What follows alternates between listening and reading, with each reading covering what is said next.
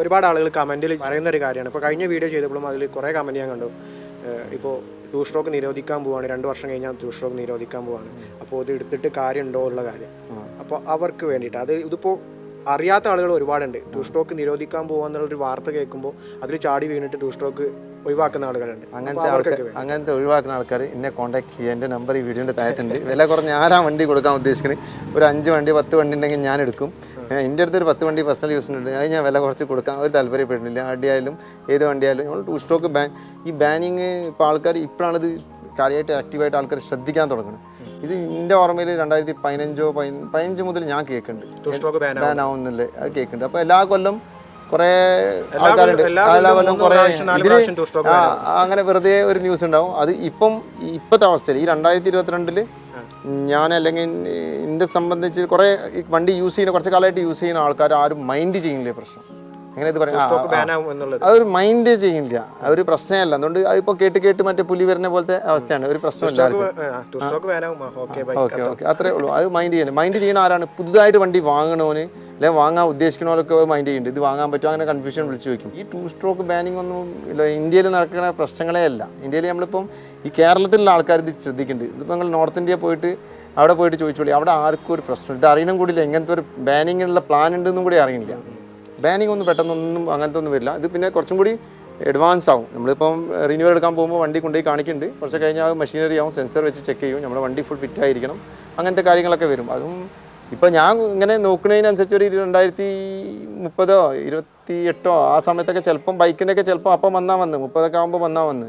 അതുകൊണ്ട് ഇപ്പോൾ കമേഴ്ഷ്യൽ വെഹിക്കലിൻ്റെ തന്നെ ഒരു കാര്യം നടക്കുന്നില്ല. അത് കഴിഞ്ഞിട്ടേ ഉള്ളൂ പ്രൈവറ്റ് വെഹിക്കൽ, പിന്നെ അത് കഴിഞ്ഞിട്ടുള്ളൂ ഈ 2 വീലർ. ഇതൊക്കെ ആരും മൈൻഡ് ചെയ്യുന്നു. ടൂ സ്ട്രോക്ക് എന്ന് പറഞ്ഞ കാറ്റഗറി ഇല്ല. 15 കൊല്ലം പഴക്കമുള്ള വണ്ടികൾ, അല്ലാതെ ടൂ സ്ട്രോക്ക് പുകയുണ്ട് അതുകൊണ്ട് നിർത്തും, അങ്ങനത്തെ ഒരു സ്ട്രോക്ക് എന്ന് പറയുന്നത് എല്ലാ കാലത്തും ആളുകളുടെ വികാരമായിട്ട് അത്രേ ഉള്ളൂ. ഇതിപ്പം യൂസ് ചെയ്യുന്ന ആൾക്കാർ ഈ ടൂ സ്ട്രോക്കിന് വിലയുള്ള ഒരു കാരണം എന്ന് പറഞ്ഞാൽ ഈ യൂസ് ചെയ്യുന്ന ആൾക്കാരൊന്നും ഇത് വിൽക്കുന്നില്ല. ഇതിൻ്റെ ഡിമാൻഡ് കൂടാനുള്ള കാരണം എന്ന് പറഞ്ഞാൽ ഇത് യൂസ് ചെയ്യുന്ന ആൾക്കാർ ഇത് വിൽക്കുന്നില്ല. അല്ലാതെ RX നമ്മുടെ നാട്ടിൽ കിട്ടുന്നില്ല എന്നാണ് അർത്ഥം. അത്രേ ഉള്ളൂ, ഇത് കിട്ടുന്നില്ല, അത് കിട്ടില്ല. ടൂ സ്ട്രോക്കിൻ്റെ ഫീൽ ടൂ സ്ട്രോക്ക് തന്നെ കിട്ടുള്ളൂ. അത് നമ്മൾ എന്ത് ചെയ്താലും ഇതൊരാൾ വണ്ടി കൊടുത്ത ആൾക്കാരോട് ചോദിച്ചാൽ അത് കൊടുത്ത ആളാണ് ഏറ്റവും കൂടുതൽ ഇത് ഉണ്ടാവുക. അങ്ങനെ കൊടുത്തല്ലോ നഷ്ടം വന്ന് തിരിച്ച് എത്ര ആൾക്കാർ നമ്മളടുത്ത് അങ്ങനെ വണ്ടി കൊടുത്തിട്ട് തിരിച്ചെടുക്കാൻ വരുന്ന ആൾക്കാർ ആ ഒരു ഫീലിംഗ് ഓർമ്മ വന്ന് തിരിച്ചു വന്നെടുക്കുന്നുണ്ട്. ഇപ്പോൾ ചെറുപ്പത്തിൽ കൊടുത്ത് പൈസേൻ്റെ ബുദ്ധിമുട്ടുകൊണ്ട് കൊടുത്ത് ചിലവർ 10 കൊല്ലം കഴിഞ്ഞിട്ട് അങ്ങനെ ഞാൻ 10 കൊല്ലം മുമ്പ് കൊടുത്താൽ അല്ലെങ്കിൽ 20 കൊല്ലം മുമ്പ് കൊടുത്ത് ഇനിയിപ്പോൾ എനിക്ക് എടുക്കണം എന്നുണ്ട്, അങ്ങനെ വരുന്ന കുറേ ആൾക്കാരുണ്ട്. അപ്പോൾ അങ്ങനത്തെ ആൾക്കാർ ഇത് വിട്ടുപോകില്ല, അങ്ങനെ പെട്ടെന്ന് വിട്ടുപോകണേ. ഒരുപാട് ആളുകൾ പൈസന്റെ ആ ഒരു ടൈറ്റ് വരുമ്പോൾ വണ്ടി കൊടുത്തു, പിന്നീട് അതിന്റെ ഫീലിംഗ് ആയിരിക്കും അല്ലേ, പിന്നെ തിരിച്ചു വരെ വിളിക്കും. അപ്പോൾ ആ ലാസ്റ്റ് കാണിച്ച 2004 മോഡൽ വണ്ടി. ഈ വണ്ടി മൂപ്പര് ഏകദേശം ഒരു 50 വയസ്സുണ്ടാവും എൻ്റെ ഒരു കാഴ്ചപ്പാടിൽ. മൂപ്പര് ഏതോ കാലഘട്ടത്തിൽ ഒരു 10 കൊല്ലം അങ്ങനെന്തോ RX കൊണ്ടുവന്നു ആ ബേസിൽ മൂപ്പര് ഈ വണ്ടി വാങ്ങി. ഏകദേശം 10 വർഷത്തോളം RX ഉപയോഗിച്ച് വാങ്ങിയ വണ്ടിയാണ്. അങ്ങനെയാണ് ടൂ സ്ട്രോക്ക്. നോർമലി അങ്ങനെ പെട്ടെന്ന് അങ്ങോട്ട് വിട്ട് ആരും കളയൂല. എല്ലാവരും ഏത് നല്ല സൂപ്പർ ബൈക്ക് ഉണ്ടെങ്കിലും ഇപ്പോൾ ഈ RX എന്ന സാധനം എല്ലാവരുടെ അടുത്തും ഓരോ വണ്ടികൾ ഉണ്ടാവലുണ്ട്. നമ്മൾ ശ്രദ്ധിക്കുന്ന ആൾക്കാരുടെ അടുത്ത് ഉണ്ടാവലുണ്ട്. ഇത് അങ്ങനത്തെ ഒരു മൂടുള്ള വണ്ടിയാണ്. ഇപ്പോൾ വീഡിയോ കാണുന്നത് ചിലപ്പോൾ RX ഉപയോഗിക്കുന്ന ആളുകളുണ്ടാവാം, RX ഉപയോഗിക്കാത്ത ആളുകളുണ്ടാവാം. ഏകദേശം ഒരു 10 വർഷം 20 വർഷമൊക്കെ RX ഉപയോഗിച്ച ആളുകളുണ്ടാവും, തീരെ ഉപയോഗിക്കാത്തത് എടുക്കാൻ ആഗ്രഹിക്കുന്ന ആളുകളുണ്ടാവും. അപ്പോൾ ഈ ബിഗിനർ ആയിട്ടുള്ള ഒരാൾ, ഇപ്പോൾ ഞാനൊരു ബിഗിനർ ആണെങ്കിൽ ഞാനൊരു RX എടുക്കുമ്പോൾ എന്തൊക്കെ ഉപയോഗിക്കും, എന്തൊക്കെ കാര്യങ്ങൾ ശ്രദ്ധിക്കണം? ഒന്ന് നിങ്ങൾ നോർമലി RX എടുക്കുമ്പോൾ RX പഴയ വണ്ടിയാണ്, കെയർ ചെയ്ത് കൊണ്ടു നടക്കുന്നത് മനസ്സിലാക്കിയിട്ട് നിങ്ങൾ വണ്ടി വാങ്ങാം.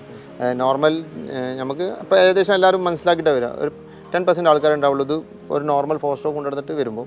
ഒരു ജസ്റ്റ് ഒരു 4 സ്ട്രോക്കും 2 സ്ട്രോക്കും കിക്ക് അടിക്കുന്നതിന് ടെക്നിക്ക് തന്നെ നല്ല മാറ്റമുണ്ട്. RX കിക്ക് അടിക്കുന്ന രീതി വേറെയാണ്. അപ്പം അങ്ങനത്തെ കുറച്ച് കാര്യങ്ങളുണ്ട്. അത് നോർമലി ഇതൊക്കെ പറഞ്ഞ് തരുന്നതിനെക്കാട്ടി ഏറ്റവും നല്ല നമുക്ക് പ്രാക്ടിക്കലായിട്ട് 2 ദിവസം അല്ലെങ്കിൽ 4 ദിവസം കൊണ്ടുവന്നാൽ റെഡി ആവുന്നതാണ്. ഇതിൽ ശ്രദ്ധിക്കേണ്ട കാര്യം നമ്മൾ കുറേ അനാവശ്യമാക്കിയിട്ട് ഫസ്റ്റ് എല്ലാവരും പറ്റണ കിക്കർ ഷാഫ്റ്റൊക്കെ കംപ്ലൈൻറ്റ് ആവുന്ന ഒരു സാധനം.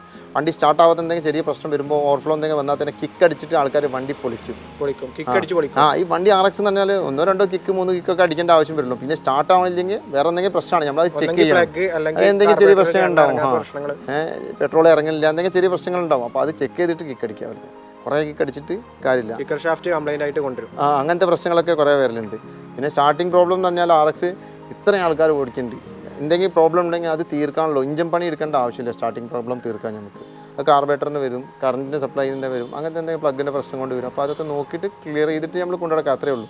മേജറായിട്ടുള്ള പണികളൊന്നും വരില്ല. മേജറായിട്ട് പണികൾ വരികയാണ് അങ്ങനെ നമുക്ക് എടുത്ത് പണി മാത്രം വരികയാണെങ്കിൽ ഫസ്റ്റ് നമുക്ക് ഇത്ര വണ്ടി വിറ്റ് പോകില്ല, രണ്ടാമത്തെ ഇത്രയും വണ്ടികൾ നാട്ടിൽ ഓടൂല വണ്ടി. പിന്നെ 4 സ്ട്രോക്കിനെ സമയത്തോളം ഈ ഒരു വാഹനത്തിന് ടൈമിംഗ് ചെയിൻ ഈ കാര്യങ്ങൾ ഒന്നുമില്ല, മെയിൻ്റെനൻസ് ഒക്കെ നല്ല കുറവാണ്. അപ്പോൾ അതിനനുസരിച്ചുള്ള മെയിൻ്റെനൻസ് ഈ ഒരു വാഹനത്തിന് വരുള്ളൂ. ഇപ്പോൾ 4 സ്ട്രോക്കിലാണെങ്കിൽ ഒരു ടൈമിംഗ് ചെയിൻ ജസ്റ്റ് ഒന്ന് ഇളകിയാൽ തന്നെ അതിൻ്റെ സൗണ്ട് കാര്യങ്ങളൊക്കെ വരും. ഇതിപ്പോൾ RX എഞ്ചിൻ പണി എടുക്കുകയാണെങ്കിൽ, ഇമ്പൾസ് എഞ്ചിൻ പണി എടുക്കുകയാണെങ്കിൽ നല്ല മാറ്റമുണ്ട്. ഇമ്പൾസ് അത്യാവശ്യം നല്ല കോസ്റ്റ് വരും.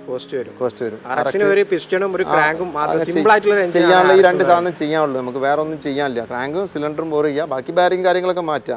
അതിൻ്റെ മുകളിൽ ടൈമിംഗ് ചെയിനും ബാക്കി. എനിക്ക് ഇമ്പൾസിൻ്റെ വർക്ക്, ഇഞ്ചിൻ്റെ വർക്കുള്ള വണ്ടി ഞാൻ എടുക്കാൻ കുറച്ച് ബാക്കോട്ടാണ്. എനിക്ക് അതിൽ കൺഫ്യൂഷനാണ്. RX ആയാലും ബാക്കി 2 സ്ട്രോക്ക് ആയാലും അതിൽ വലിയ നമുക്ക് പ്രശ്നം വരുന്നില്ല. നമുക്ക് ടൈമിങ് പെട്ടെന്ന് ചെയ്ത് കിട്ടുന്നുണ്ട് 2 സ്ട്രോക്ക് ആകുമ്പോൾ. പിന്നെ വർക്ക് എടുക്കുന്ന ആൾക്കാരാവണം, അത് മാത്രമേ ഉള്ളൂ. നല്ല വർക്ക്ഷോപ്പ് ആയിരിക്കണം. നമ്മൾ നോർമലി മനുഷ്യന്മാരെല്ലാം അപ്ഡേറ്റ് ആവണം എന്നുള്ള ഉദ്ദേശിക്കുന്നതാണ്. പക്ഷേ ഈ 2 സ്ട്രോക്ക് വിറ്റിട്ട് അപ്ഡേറ്റ് ചെയ്യുന്ന കുറേ ആൾക്കാരുണ്ട്. അങ്ങനെ നമ്മൾ അടുത്ത 300-400 cc വണ്ടി വാങ്ങണമെന്ന് ഉദ്ദേശിച്ചിട്ട് വിറ്റിട്ട് അടുത്ത അപ്ഡേഷൻ ചെയ്യും. ഒരു 2 സ്ട്രോക്ക് ബൈക്ക് വിറ്റിട്ട് ഒരു സൂപ്പർ ബൈക്കോ അല്ലെങ്കിൽ വേറെ 4 സ്ട്രോക്ക് ബൈക്കിലേക്ക് മാറും. 100 cc അല്ലെങ്കിൽ 135 cc വണ്ടിയാണ്. അപ്പം 300-400 cc അത്യാവശ്യം അപ്ഡേഷനായി. ഈ അപ്ഡേഷൻ ആയ ആളും തിരിച്ച് ആ 2 സ്ട്രോക്ക് അതിൻ്റെ ഫീൽ അയാൾ മനസ്സിൽ നിന്ന് പോകില്ല. അത് കുറച്ച് കഴിഞ്ഞിട്ടായാലും തിരിച്ച് ഈ 2 സ്ട്രോക്ക്, അതായത് സൂപ്പർ ബൈക്ക് ഉപയോഗിക്കുന്ന 2 സ്ട്രോക്ക് ഉപയോഗിച്ചിട്ട് ഒരു സൂപ്പർ ബൈക്കിലേക്ക് കൺവേർട്ട് ചെയ്തിട്ട് ആ സൂപ്പർ ബൈക്ക് ഉപയോഗിക്കുന്ന സമയത്ത് ഒരു 2 സ്ട്രോക്ക് പോയാലും ആളൊരു നോക്കും. ഞാൻ ഇപ്പോൾ ലാസ്റ്റ് ഞാൻ ഇപ്പോൾ IBW പോയി ഗോവ. അവിടെ നമ്മൾ ഈ RXൻ്റെ കാര്യം പറയുമ്പോൾ പറയാം, 2 സ്ട്രോക്കിൻ്റെ കാര്യം. അപ്പോൾ അവിടെ JS ഫിലിം എന്ന് പറഞ്ഞിട്ട് നമ്മളെ പഞ്ചാബിലുള്ള ഒരു യൂട്യൂബർ ഉണ്ട്. മൂപ്പര് വണ്ടികളൊക്കെ കരിയറിൽ കൊണ്ടുവന്നതാണ്, ട്രക്ക് കരിയറിൽ. അപ്പോൾ അതിൽ കൊണ്ടുവന്നതിൽ നമ്മൾ ഡുക്കാറ്റി പിനാക്കളുണ്ട്, S2R ഉണ്ട്, BMW ഏതോ 1000+ cc വണ്ടികൾ, ഒരു 4-5 സൂപ്പർ ബൂസ് ഉണ്ട്. ബൂസ് മുപ്പത് 2 ഉണ്ട്, ഒന്നേ കൊണ്ടുവന്നിട്ടുണ്ട്. ഈ വണ്ടി വന്നതിൽ ഫസ്റ്റത്തെ വണ്ടി RX ആണ്. അപ്പോൾ ഇത്രയും വണ്ടി തന്നെ നമ്മൾ ചിന്തിക്കാൻ പറ്റിയ ഏറ്റവും എക്സ്ട്രീം ലെവൽ കോസ്റ്റ്ലി ഇന്ത്യയിലുള്ള ബൈക്കുകളാണ് ഇതൊക്കെ. അതിൻ്റെ കൂട്ടത്തിൽ RX ഉണ്ട്. അതാണ് RX. അതാണ് 2 സ്ട്രോക്ക്. ഈ 2 സ്ട്രോക്ക് ഇത്രയും വണ്ടിയുള്ള ആൾക്ക് ഈ RX എന്ത് മൈൻഡ് ചെയ്യേണ്ട ആവശ്യമുണ്ട്. പക്ഷേ അതാണ് ഈ 2 സ്ട്രോക്ക് തുടങ്ങി. മുമ്പേ ഞാൻ ഏതോ വീഡിയോ കണ്ടാണ്. ചെറുപ്പത്തിൽ RX യൂസ് ചെയ്തിരുന്നു. ആ RX മൈൻഡിൽ നിന്ന് വിട്ടുപോയിട്ടില്ല. ഇത്രയും ബൈക്കും അത്യാവശ്യം നല്ല റേഞ്ചുള്ള ആളാണ്. അത്രയും ഫീലിംഗ് ആണ്. പഞ്ചാബിന്ന് അവിടുന്ന് ഗോവ വരെ അത് വണ്ടി കൊണ്ടുവരുന്നുണ്ടെങ്കിൽ എങ്ങനെയുണ്ട് ഫീലിംഗ്? പഞ്ചാബ്, ഡൽഹി ആ ഭാഗത്താണ് പഞ്ചാബിൽ നിന്ന് കാരിയറിൽ അയാബൂസ, നിഞ്ച, അതുപോലെ തന്നെ ബെനഗലി, BMW, ഇതൊക്കെ വണ്ടികൾ ഇതെല്ലാം കൂടെ കൊണ്ടുവന്ന കൂട്ടത്തിൽ ഹൈലൈറ്റ് ആയിട്ടുള്ള ഒരു മുതലാണ് RX. അത് നമുക്ക് ഫസ്റ്റ് അതേ കാണുള്ളൂ. ഈ പരിപാടിക്ക് പോയിട്ട് ഇപ്പൊ ഭൂസ ത്രോട്ട് കൊടുക്കുന്നുണ്ട്. അതേ അതിൻ്റെ ഇടയ്ക്ക് കയറിയിട്ട് ഗോവയുള്ള പിള്ളേരുണ്ട്. ഓല RXന് കൊണ്ട് ചെയ്ത ചേമ്പർ ഇട്ടിട്ട് ഓല അതിൻ്റെ ഉള്ളിൽ കയറി കൊടുക്കുന്നത്. നമ്മളെ മൈൻഡ് സെറ്റ് RX ആണ് നമ്മൾ നോക്കുന്നത്, ആടിയാണ് നമ്മൾ നോക്കുന്നത്. അപ്പോൾ അത് മൈൻഡ് സെറ്റാണ്. നമ്മൾ പോയിട്ട് അവിടെ റോക്കറ്റ് ഉണ്ട്, നമ്മൾ ഉദ്ദേശിക്കുന്ന എല്ലാ വണ്ടികളും ഉണ്ട്. അപ്പോൾ അതും ഒന്നല്ല ഹൈലൈറ്റ് ആയിട്ട് വരുന്നത് RX, ആടി, നമ്മൾ അങ്ങനത്തെ സാധനങ്ങൾ നമ്മൾ നോക്കുക.